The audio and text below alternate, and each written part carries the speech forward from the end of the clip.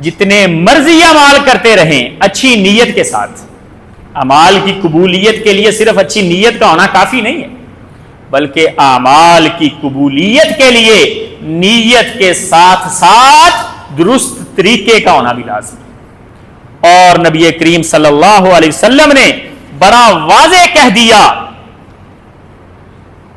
کہ جس بندے نے بھی میرے حکم کے علاوہ کوئی کام کیا گویا اس نے میری نافرمانی کی، اور جس نے میری نافرمانی کی اس کا عمل مردود ہے، اس کے عمل کی کوئی ویلیو نہیں.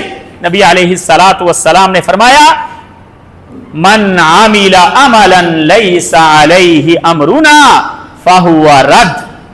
جس بندے نے بھی ایسا کام کیا جس کام پر ہمارا حکم نہیں ہے اس کا کام مردود ہے، ردی کی ٹوکری میں، مقبول نہیں ہے.